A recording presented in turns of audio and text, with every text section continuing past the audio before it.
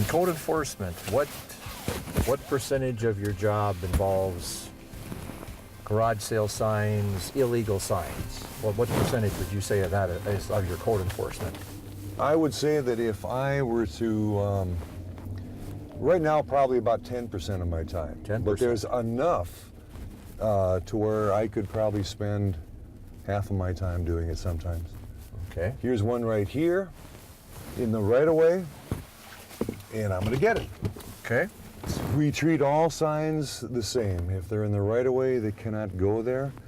I do try to contact organizations or even garage sales. I'll walk up and talk to the people, and I'll discuss with them the situation and that they have to move their signs. We would much rather work with people than just make things disappear.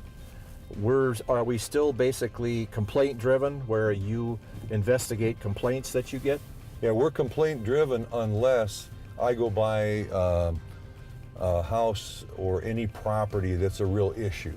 But yeah, 90% of the violations that I send out are from a complaint that I've received about too many vehicles or vehicles on grass, right? Landscaped areas, junk in a yard, unmowed grass, things of that nature.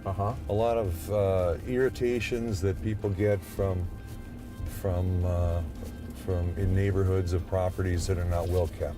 And people could do this anonymously, right? They don't have to. Absolutely. So you don't go out to somebody and say, Joe Blow reported you for this and that. That's completely confidential? It's absolutely 100% confidential. A lot of people kind of maybe can figure out who does it, but I can't control that. But I will just say that I'm driving by and I saw the violation. So what are common complaints? Like you say, vehicles not on paved surfaces, grass not mowed, snow not shoveled from a sidewalk. Okay. I don't mean the sidewalk up to a house, but in areas that the city does not take care of as trails or common areas, the city asks citizens to maintain the shoveling on the sidewalk.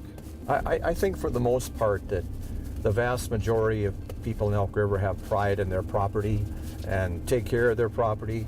It just gives our community just a very nice look, and I can understand how people can get upset if they have a neighbor that doesn't have those same values, and I think that the city has to play a role in some of that. Yeah, I agree. Okay, well, thanks, Dave. I appreciate your time. I think you have a very tough job. I think you do an excellent job at it.